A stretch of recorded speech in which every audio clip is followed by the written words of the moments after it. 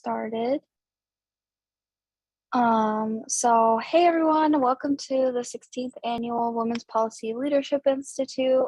Thanks for joining us. Our workshop today is Navigating the Legislature.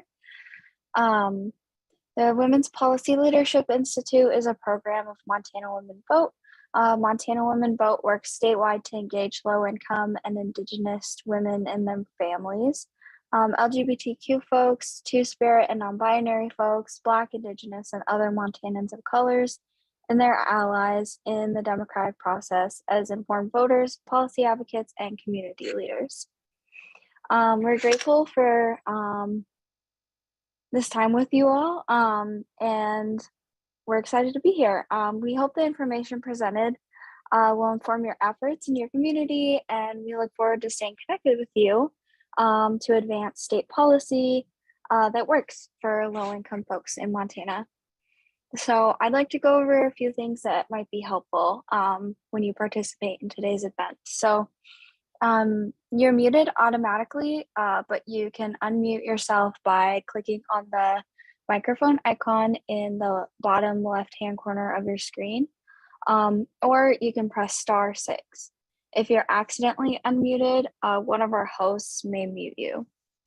It's nothing personal, it's just to make sure that we all can hear what's going on, and if you meant to be unmuted, just let us know. We encourage you to ask questions and talk with the other participants using the chat function, which is on the bottom bar on your screen. It's like a little bubble. You can submit questions by typing them in there, and we'll review those throughout the process. You also have the options to turn your captions on and off using the little CC box at the bottom of your screen, and you can adjust the size by clicking the arrow. If you have questions or you have technical difficulties, you can put them in the chat. There'll be staff watching for them, or you can call our staff at 406-317-1505. We'll put this number in the chat box periodically. Feel free to give us a call. We are also recording today's session, so if you miss something, recordings will be made available to you along with any of the materials made in the session. At the end, we'll ask that you complete a short evaluation of the session to let us know your thoughts. If you do our evaluation, it'll enter your name into a raffle to win a Visa gift card or a signed copy of What We Don't Talk About When We Talk About Fat by Aubrey Gordon, who was our keynote speaker, and it was really awesome and it changed all of our lives. And I would just recommend that you try to get that book.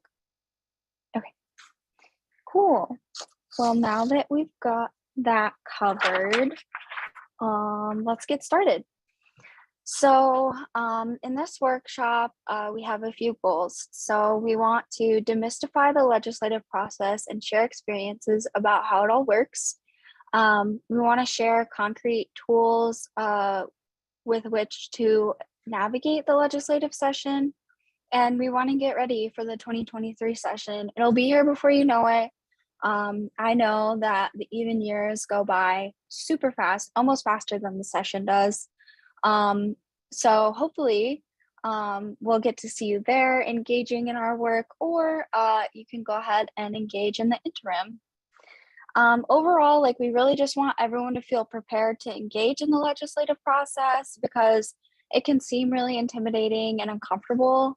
It doesn't always feel like a place for everyone, whether on purpose or not, when it actually should be a place where every Montanan feels like they can have a say in what, the future of their state looks like and what their communities are all about. So.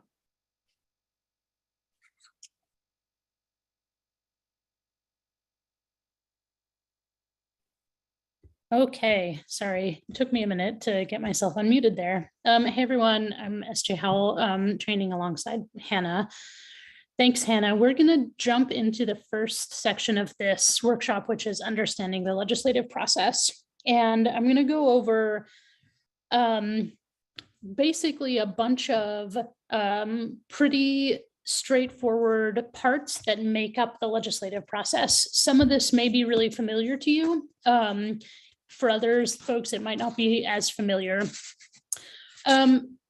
Before I jump in, I will just say this. We're going to go through quite a lot of information in a short period of time.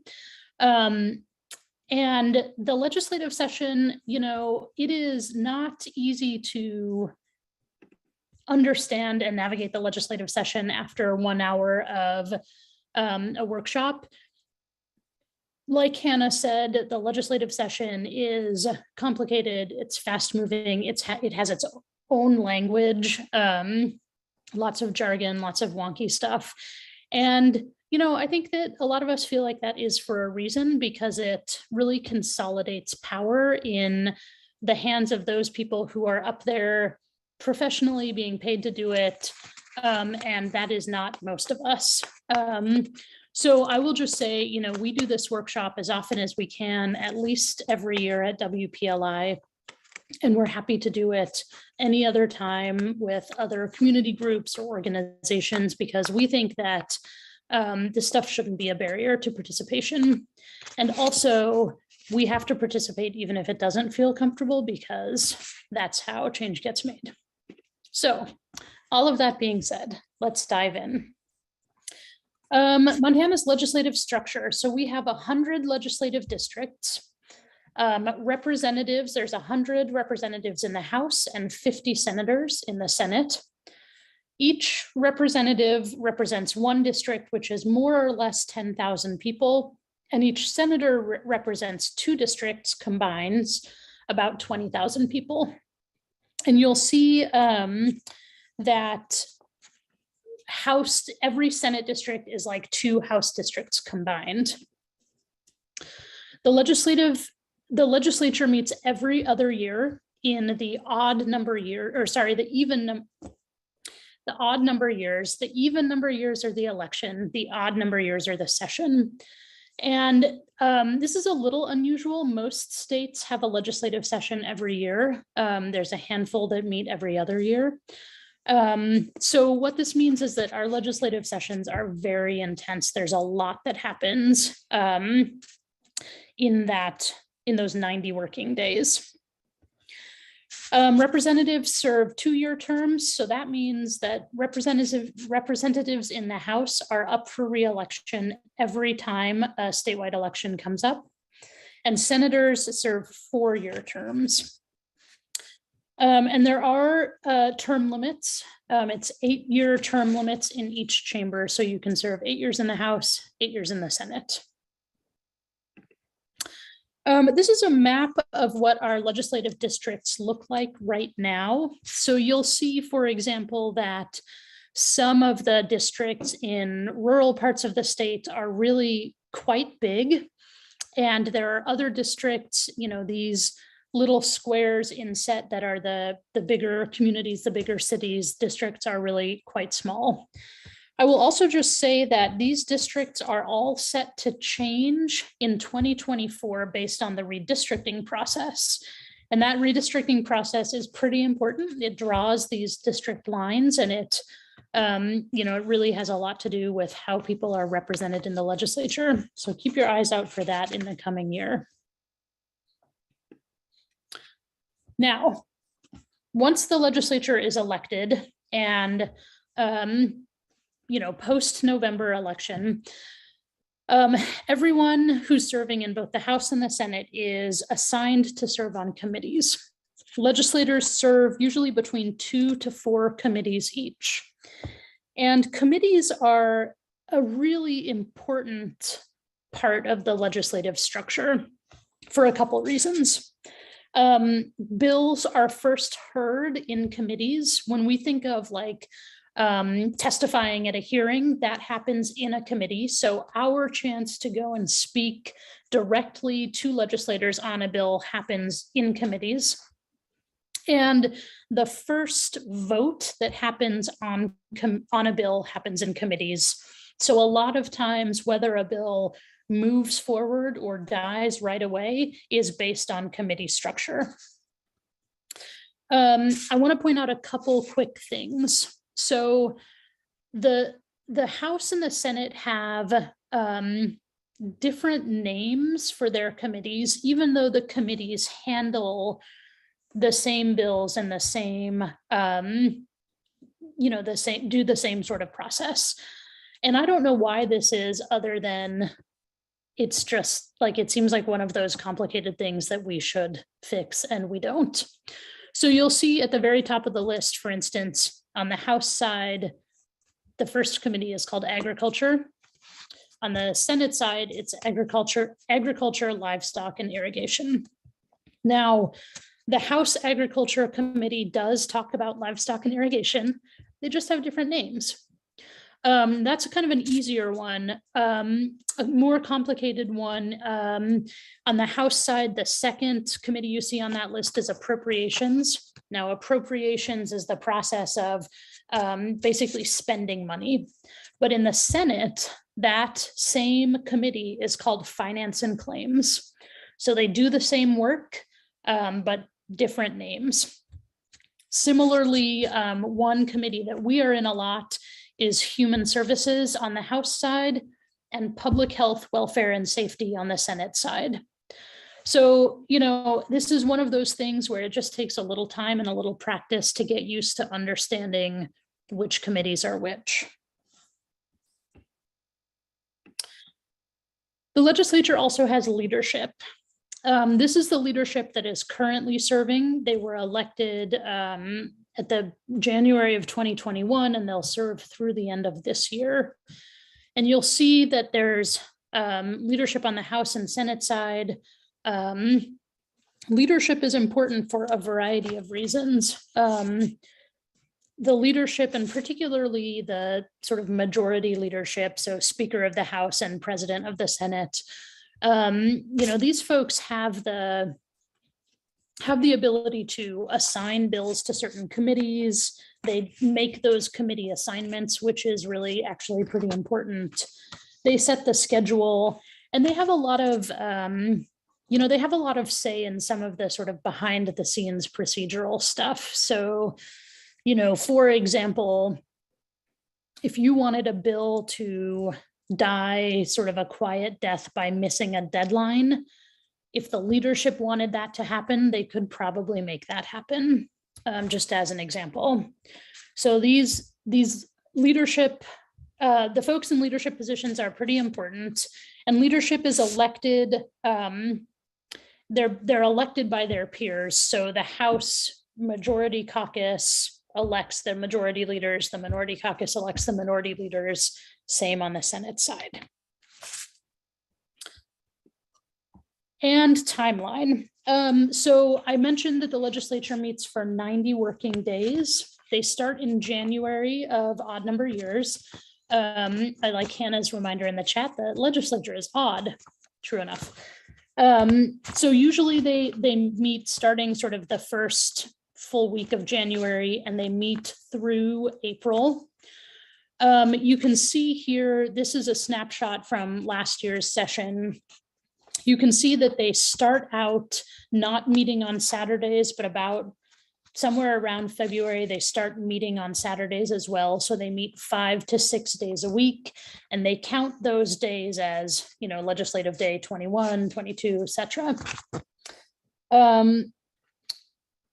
There's a break and a deadline about midway through called transmittal, and it's sort of cut off, but right down at the bottom of your screen, you can see transmittal break scheduled in March of last year. And it's sort of like spring break for the legislature. It's a 3 or 4 day break. It's a long weekend. And it's also an important deadline where many bills have to be transmitted or sent from one chamber, either the House or the Senate, to the other chamber. So if they miss that deadline, they die. And that brings us to the last piece of sort of understanding the legislative process, which is how a bill becomes a law.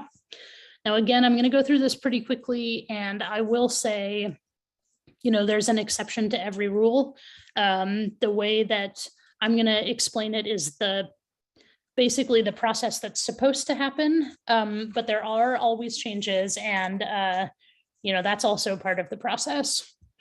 But essentially what happens is a bill is introduced, and it's introduced by a legislator. So that person is called the sponsor. Every bill is sponsored by one person who does the work to get the bill drafted and introduced. Let's say in this example, it starts in the House. So a representative introduces the bill.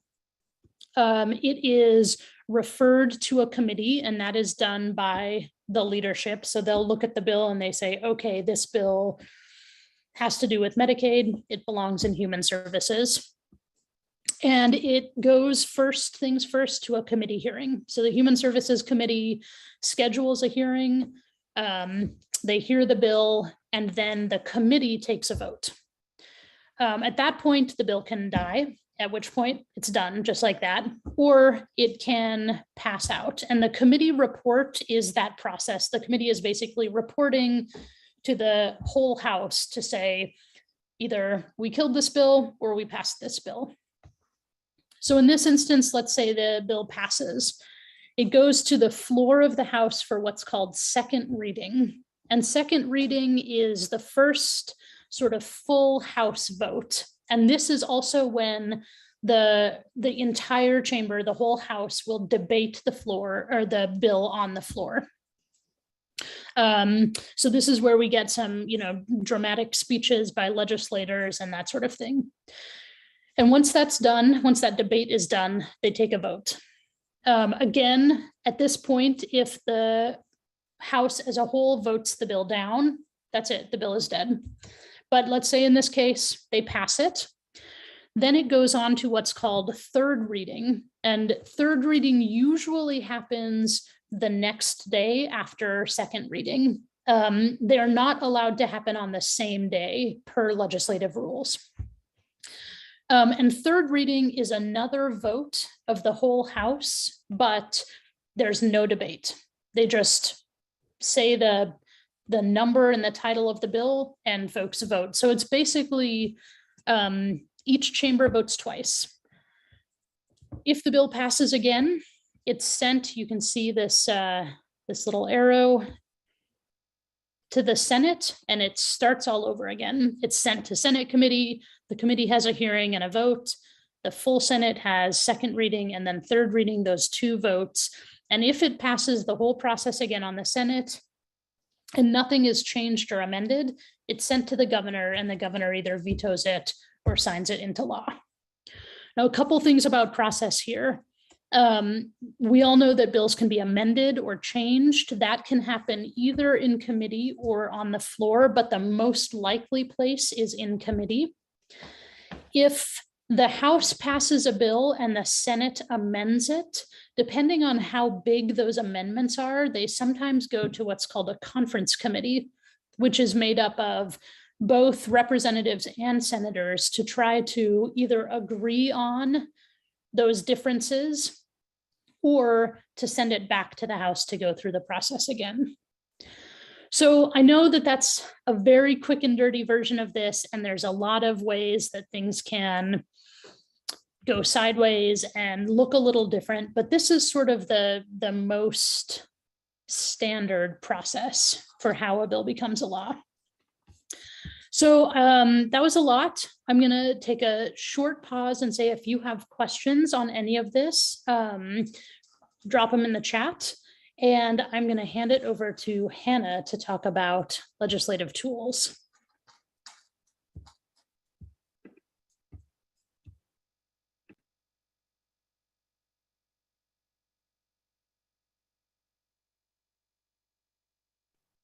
Okay, sweet. So there's a handful of tools that we can use to access information, track bills, and just like generally make engaging with the legislature a lot easier. Most, if not all of them, are available online. So this is just like the home page of the Montana State Legislature. So there's like the bill search, which will like end up going over. You can look up your legislators and find like contact info. or I think it has an option where you can enter your address. So if you don't know, which honestly, don't be ashamed of that. There's a lot going on. And then session information. So there'll be like all the reports from like different committees and things like that, and the rules. And then the revenue and the budget, obviously, is like all things like numbers, which just isn't really my thing, but it might be your thing. Okay, cool. So this is where you can look up bills. It's honestly really fun to do sometimes. So you can like look at the past legislative sessions, and you can also look at like the most recent one. So you can kind of like look by subject. So there's a bunch of different subjects. So the other day when there was like a voting rights workshop, I was looking at like the election one. You can look by legislator, that's pretty fun, or primary sponsor. You can also look based on like all of the numbers, so like the bill type and the number, bill draft number, and the chapter number. A fun fact is that these used to be books, and I think you can still buy the books to look up bill information.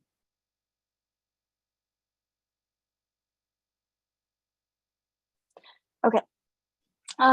So this is how you can like live stream meetings. So sometimes they'll have video and sometimes it's just audio and sometimes it doesn't work, but most of the time it works. I've found.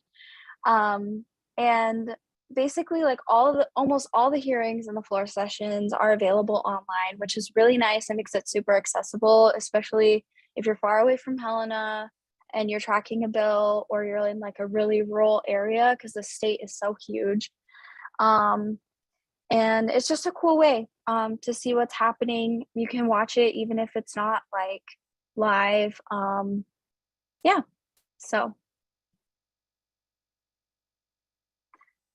So like I said, this is how you find a legislator. So it says you can look at maps, you can look at the roster, you can find all their general contact information, what committees they're on, which can be really helpful, especially when you're tracking a bill, all that kind of stuff.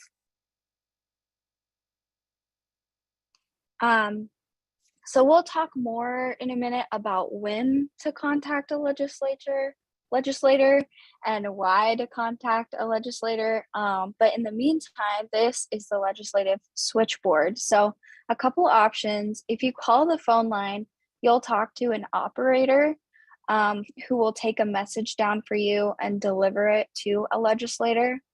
And then you can submit an email through this web page. And yeah, you can also, sometimes legislators like the phone number listed when you look them up using the page we just showed you.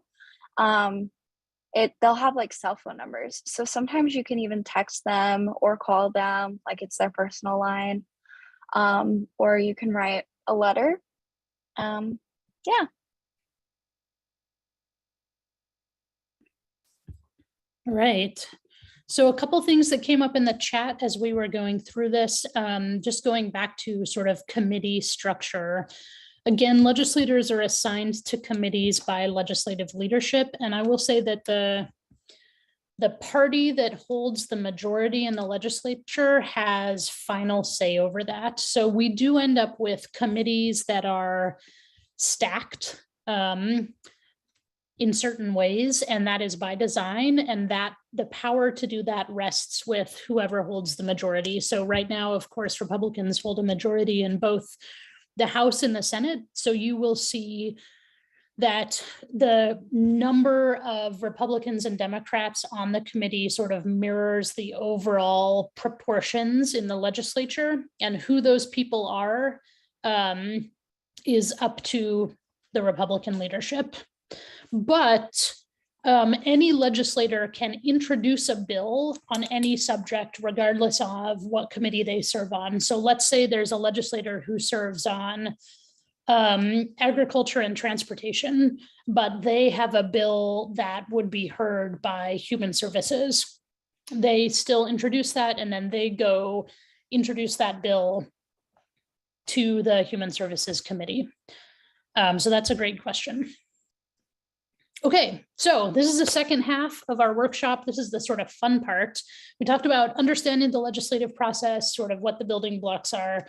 Now we're going to talk about influencing it and how and when and what the most effective ways are to get in there and try to make our voices heard and change the outcome of bills, whether that's supporting or passing good bills or killing bad bills.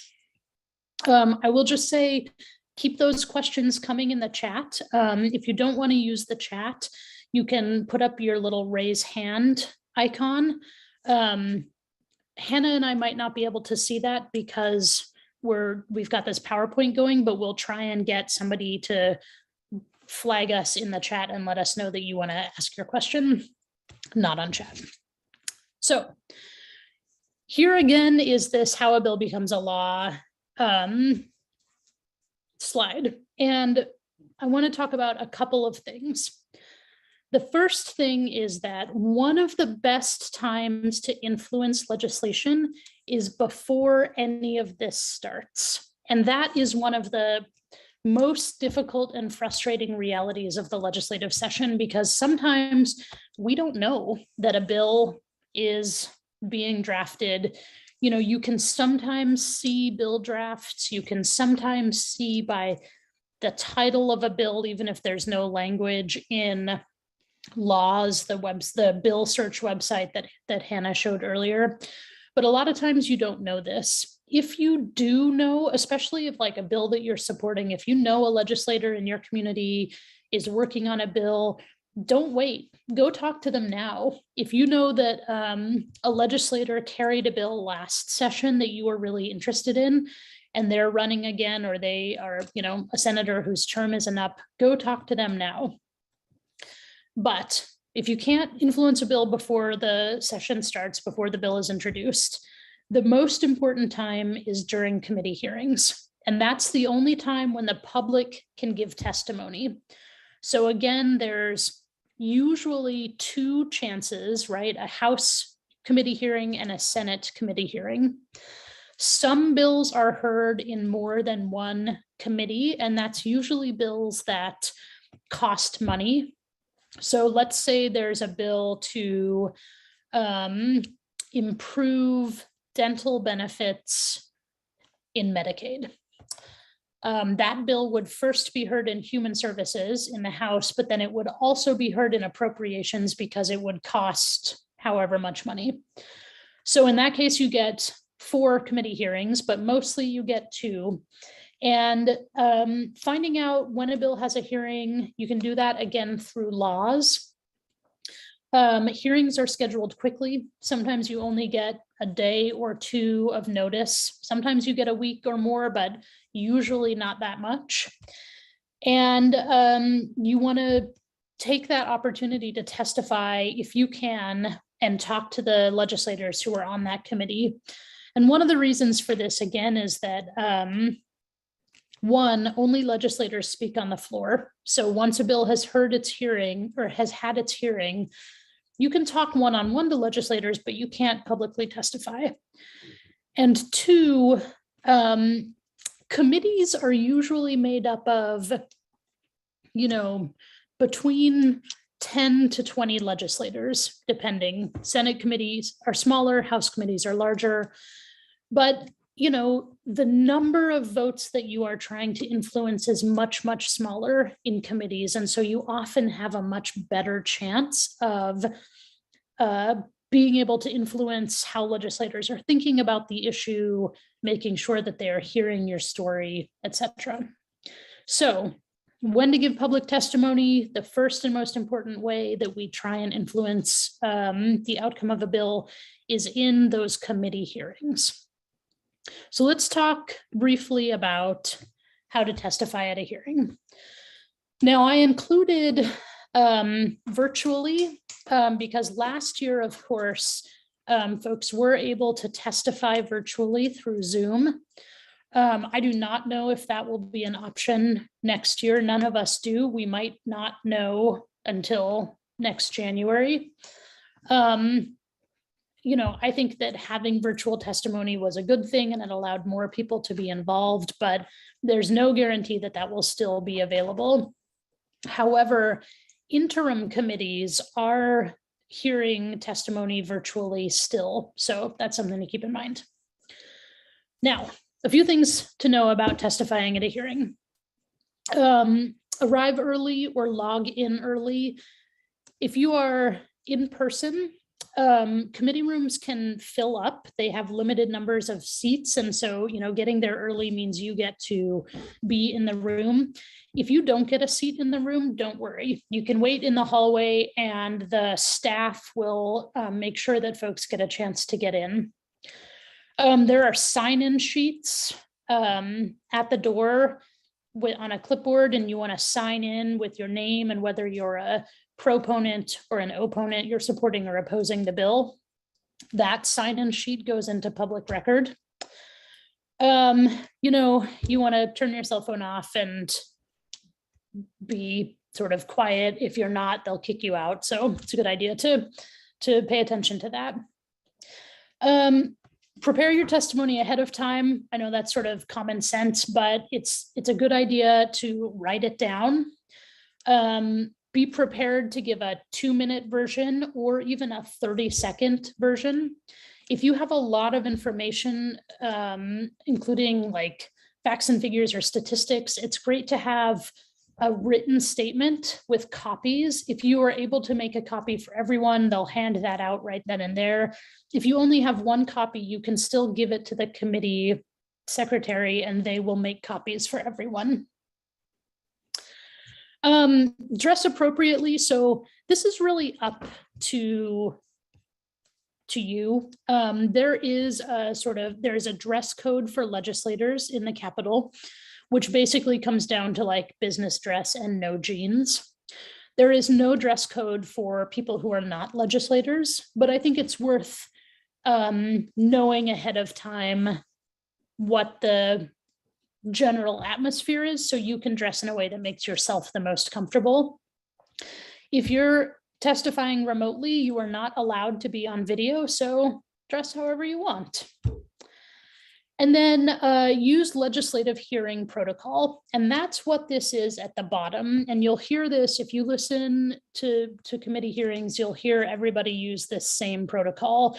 And if you don't use it, you'll often get interrupted and they'll prompt you to do this. But this is really, it's about getting your information onto the public record. So first you direct your testimony to the chairperson of the committee. So Mr. Chair or Madam Chair or chairperson, members of the committee, my name is S.J. Howell. You spell your last name, H-O-W-E-L-L. And if you're there with an organization or you represent a group, you say, you know, I'm here representing Montana Women Vote, and I'm speaking in support or in opposition of House Bill 123. And that sort of opening sentence is more or less required / expected of every person who testifies. And then lastly, be prepared to answer questions from the committee. So I will say most folks who go to testify, especially just with like your personal story, aren't going to get questions. But again, if you have a lot of statistics, facts and figures, or even if you have a story that maybe is unusual or folks haven't heard before, you should be prepared to be called up and asked questions. And I will just say, again, the most important thing to keep in mind here is that you can say, I don't know, or I don't have that information, but I'll try and get it for you. You're not required to answer any questions, but when you testify, you do make yourself available for questions. And lastly, just a few quick tips. Again, plan ahead, write your testimony down. I know many people, myself included, who have decided to wing it, and you go up to the podium and you get a little nervous and you either you ramble or you forget your main point or whatever. It's really good to write it down. Shorter is better. And I know that, you know, there are times when we feel like I've got 10 minutes worth of stuff to say on this bill, but the truth is that legislators, they're like anyone else, they're going to zone out at a certain point. So if you can get your information under 2 minutes, legislators will appreciate it. They're more likely to, you know, remember it. But also sometimes time is actually limited by the number of people who are testifying. So you'll get into a hearing and the chairperson will say, all right, there's 30 people giving testimony today. Everybody gets 2 minutes. So in that case, if you've prepped 10 minutes worth of something, you're going to be scrambling to reprioritize in the moment. So having that short version is really important. Practice, read it aloud if you can ahead of time. If you're sharing a personal story, it's really useful to limit your story to the relevant experience. I feel like a lot of times when you're sharing your story, for us, the sort of background and the context and the details of our personal experiences and stories is really important. But for legislators, not so much. So you want to leave all of that out and keep it short and sweet. And then once again, use that legislative hearing protocol.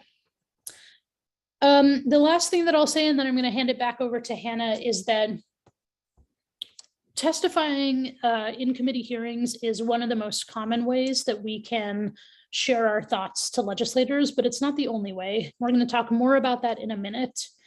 But if you're working on a bill, it's sometimes useful to just speak to folks one-on-one. And if you do that up in the Capitol, a couple things to know is that it's really hard. You know, I think sometimes we're like, okay, I'm going to call and schedule a meeting with this legislator during the legislative session. But most legislators just don't do that. There isn't time. Their days are booked from, you know, 7 a.m. to 7 p.m. You just have to go up to the Capitol and find them and catch them. And it's very difficult to do this, but it can be really useful. And all of these tips, plan what you're going to say, keep it short, practice, write it down, all of that applies if you're going up to try and catch somebody in the hallway. And the only other thing that I would add is that it's really useful to ask directly for what you want. So, you know, Representative Smith, will you vote against House Bill 123? You know, just ask directly and then give them a chance to share what they have to say. There's a lot of other ways to influence the legislative process, so I'm going to hand it over to Hannah to talk about some of that. Sweet. Thank you. So other ways you can influence legislation is you can write letters or emails to legislators. Just like testimony, be concise, make it personal, describe what you want them to do. So I want you to like vote yes for blah, blah, blah. I want you to vote no for blah, blah, blah. Oppose, support, all really cool words to use. And then include your name, your address, and a little about yourself. You can organize a phone bank. This is kind of a fan favorite. Organize a phone bank and call folks and ask them to call their legislator in support or against, or literally just let them know that that bill is going on and let them decide. That's even empowering. And then you can write a letter to the editor. And honestly, I think a few of the Montana Women Vote staff would have like contacts throughout the state. So if you just reached out to us, we could help you with literally any of these, but especially LTEs. You can use social media to influence legislation. I've seen that used a lot more frequently. And you can collect like personal stories and deliver them to a committee or a certain legislator, or you can hold a lobby day. So lobby days are pretty fun. It can be like really empowering to have like a group of people, your friends, your community members, to lobby together during the session. You don't need hundreds of people. You don't need even 20 people to make it a fun lobby day. Just prep what you're doing, and just use some of these tips for extra visibility. So you could wear matching shirts. You could go get some craft supplies from Joann's and make it a little like get ready party. You can make buttons, you can make stickers, any of that stuff, just so that you know, you're identifiable as a group. You can have a friendly legislator introduce your group from the floor. So contact you know, any of the legislators you know or you've had good experiences with, and just say, hey, I'm in town, we're here, can you introduce us? That can be really fun. And if you can, you could host a lunch. Legislators are similar to other people in the way that they like free food and snacks. Yeah, everyone likes free food, so that's one generally secure way to get a legislator to show up, is give them free lunch.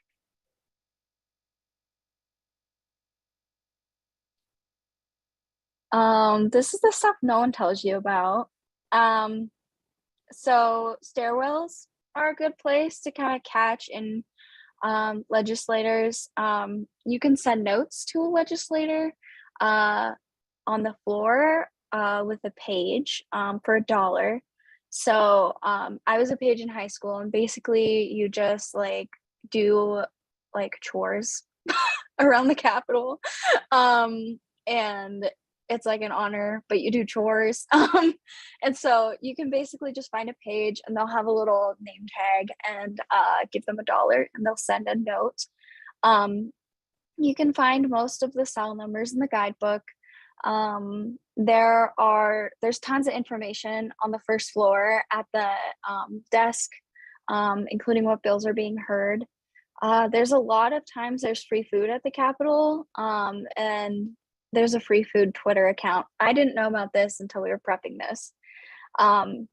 Make sure to watch what you bring into the Capitol. You're not really supposed to bring food or drink into the galleries. Backpacks aren't allowed in the gallery. Basement bathrooms have like free supplies and they're open to the public, even though it kind of looks like really scary down there. And yeah, nobody successfully works a session alone. So you gotta like find your group of friends and, you know, kind of stick together with them.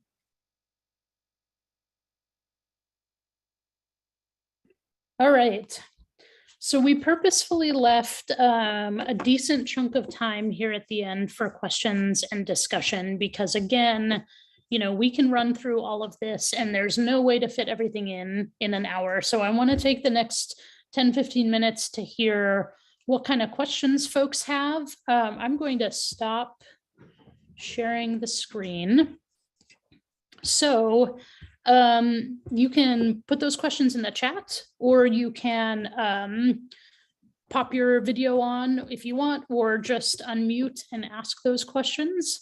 What do you want to hear more about? What experiences have you had that you think other folks should hear? Hi, my name's Mindy Farrell. I'm over in Sanders County. Where can we find these recordings? Because when we start training volunteers to interact with the legislative session, it's going to be, the organizers can kind of know the information ahead of time, but really we're not going to train anybody till December. So is there going to be a library that's available? This has been a great a primer, if you will. So thank you so much for that. But I'd like to know where I can find the recording. Sure. So we'll post the recording of this session on our website, montanawomenvote.org, in the next day or two, and it will be up there for the foreseeable future. And you can also feel free to contact us directly, email a staff member if you want a copy of the PowerPoint or the notes or any of the other materials. Thank you. Question from Rebecca here in the chat. Best strategy to fight voter suppression laws. Where is our voice most effective? In committee. So great question. Rebecca, yes, the best place for a lot of that is committees. Most voter suppression laws will come up in the state administration committees. And those committees, again, it really depends session to session,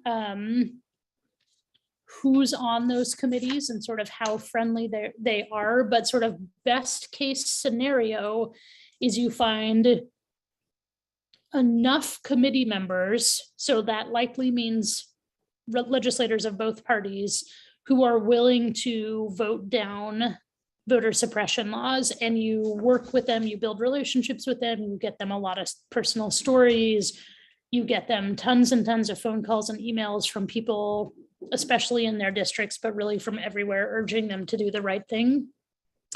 That's in my opinion, the best strategy. It is also, I mean, that was definitely a strategy used by us and many other organizations last session, and it wasn't enough. Sometimes, sometimes the deck is just stacked against us too much. But the other thing to do in that instance, if you are able to take the long view, and Rebecca, I do know that you are able to take the long view and work on this year after year, is when you're out registering voters or just talking to your friends and family and community members, talk to them about voting because of these specific issues and tie the issue to their vote even before we get to the legislative session. And hopefully over time that helps us start to shift the balance of power so that we have a little bit more of a shot of fighting those bills. But I would say voter suppression in particular, that's an issue where we should just make as much noise as possible using all the strategies that we've talked about. I have a question. Sure. May I ask it now? Yes, go ahead. Oh, okay. I'm wondering if we have some kind of, I don't exactly know what to call it, announcement system that would allow us to network with people across the state when important issues are coming up. Because I feel that as a Montana resident for many years, 30 years now, that I often don't know what's being talked about or what's important. So if we don't have it, can we start one?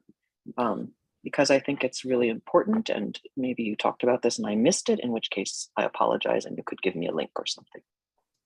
Yeah, that's a great question. Thank you for asking that. And it actually links a little bit to the other question in the chat about not seeing what bills are being debated until it's too late to testify in committee. And I think, you've really put your finger on one of the hardest parts of legislative organizing, which is that things happen really fast. And there are a number of ways that we try to sort of announce what's happening. At Montana Women Vote, we do weekly legislative bulletin emails, and those go out. We try to send them out every Monday, and they say, here's what's happening this week. And, it's what the bill is, when it's being heard, how you can testify. Or if there's a bill maybe that was heard last week, but it hasn't been voted on yet, who to call and how to do that. So you can sign up for our email list. The challenge, of course, is that any given week in the legislature, there's 100 bills being considered easily. I'm not exaggerating. If you have, a dozen committees meeting every day on each side, that's House and Senate, each committee is looking at 3 or 4, maybe more bills a day. I mean, it's hundreds of bills. So there's going to be some things that we don't have the time and capacity to focus on. So what I would suggest is looking around, or, ask us, ask other folks who do this work, if there's a specific issue you really care about, which organization is doing the most work, and then get on their email list as well. But, I would love to see some sort of like every day, every bill announcement system. And so far, what I have seen in my experience over the last 10 years is that the volume is just too much. We either can't keep up on the organizer side, or people get really overwhelmed and can't figure out can't find what they want in that level of information. So I would say, let's keep that conversation going. If folks have suggestions, put them in the chat. Somebody recommended Forward Montana's newsletter. I second that. The Montana Budget and Policy Center has some great info.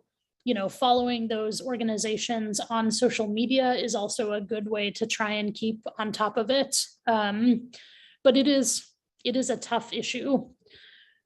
One specific thing with the question about tracking bills.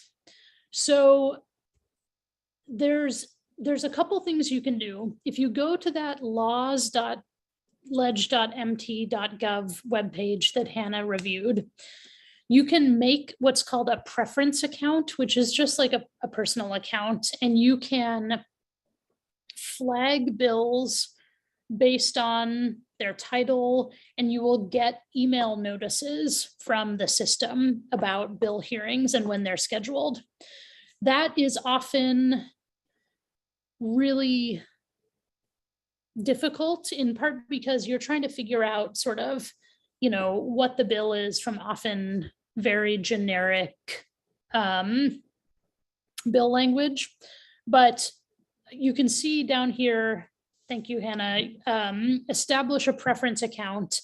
And basically this just lets you, you could do something like, okay, I'm going to flag every bill that Representative John Fuller introduces because all he seems to care about is attacking trans people.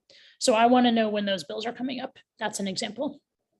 Or you could say, I'm going to go to the subject drop-down menu, and I'm going to choose, I'm trying to think of a good one. I'm going to choose environmental protection because that's something that I care a lot about, just as an example. And then every bill that is flagged in the back end as an environmental protection bill, you can add to your preference account and get that notice. It is true that there is a requirement that there is public notice of the hearings. But again, that just means they go on the website. You still have to go and find them. I'm loving the suggestions of organizations in the chat.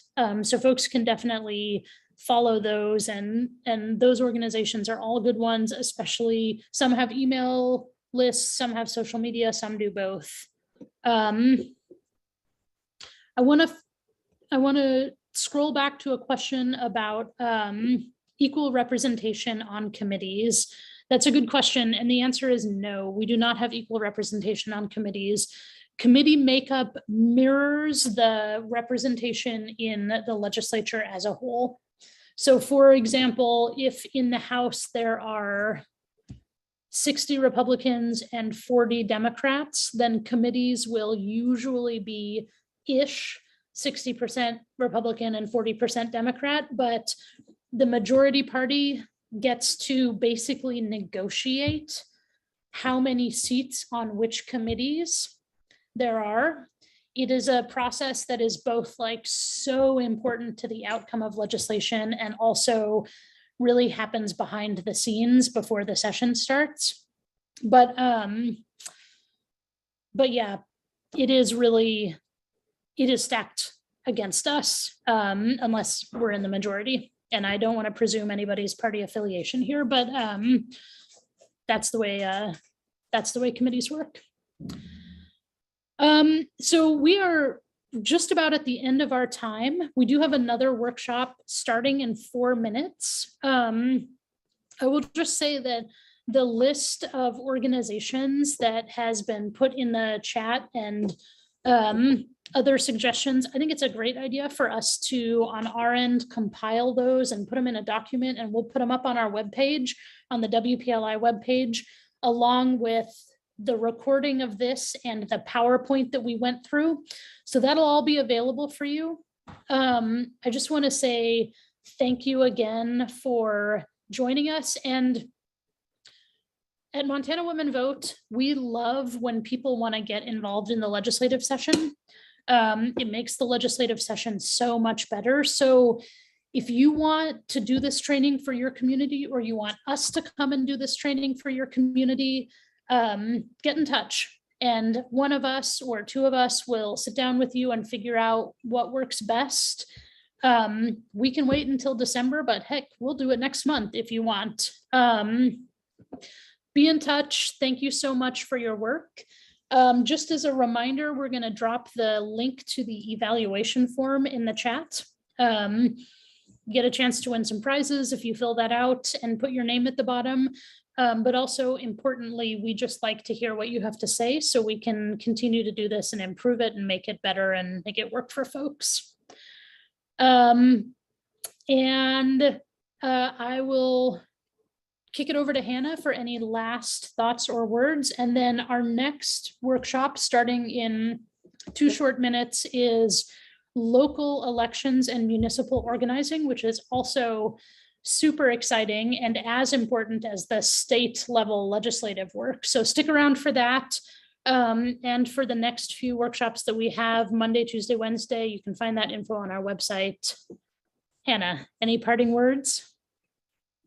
Yeah, I'm just gonna say thanks, everyone. It's been like fun to kind of relearn as I prep this workshop with Howell.